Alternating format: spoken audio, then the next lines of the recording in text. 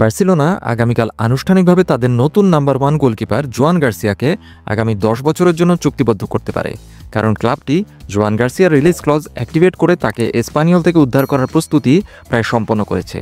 তবে বার্সেলোনার জন্য বিষয়টা এতটা সহজ হতে যাচ্ছে না, বিশেষ করে মার্ক আন্দ্রে টের স্টেগেনের পরিস্থিতি নিয়ন্ত্রণের বাইরে চলে যাওয়ার কারণে। দীর্ঘদিন ধরে দলের একজন আনটাচেবল মেম্বার হিসেবে বিবেচিত জার্মান গোলকিপারকে এখন তার নাম্বার 1 গোলকিপারের পদ থেকে বহিষ্কার করা হচ্ছে এবং তিনি স্পষ্টতই এই ঘটনাগুলিকে ভালোভাবে নেননি। স্প্যানিশ সংবাদ মাধ্যম AS এর সাম্প্রতিক প্রতিবেদনে বলা হয়েছে, জার্মান জাতীয় দলের হয়ে নেশনস লিগে তার দায়িত্ব শেষ করার পর রবিবার টের স্টেগেন বার্সেলোনায় পৌঁছেছেন। প্রতিবেদনে আরও বলা হয়েছে যে এই গোলকিপারকে বেশ ক্ষুব্ধ মেজাজে দেখা গেছে।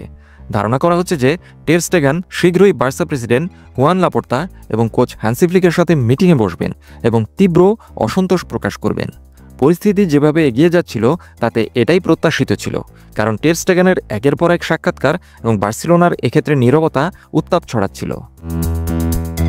বার্সেলোনা প্রকৃতপক্ষে টের স্টেগেনের সিচুয়েশন যতটা ভালোভাবে সামলাতে পারত ততটা ভালোভাবে সামলাতে পারেনি।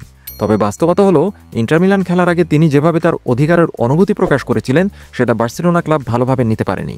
কাজে বর্তমান পরিস্থিতি সম্পূর্ণ অপ্রত্যাশিত ছিল না। 33 বছর বয়সী এই গোলকিপার, যিনি কিনা বার্সা ক্লাবের ক্যাপ্টেন্সিতেও আছেন, তিনি তার চুক্তি কন্টিনিউ করার চেষ্টা করবেন বলছেন, যদিও এটি অবশ্যই বর্তমানে প্রায় অসম্ভব, কারণ জোয়ান গার্সিয়া এবং ওচসি সেজেশনির পর তিনি এখন নাম্বার 3 গোলকিপার বার্সেলোনা ক্লাবে।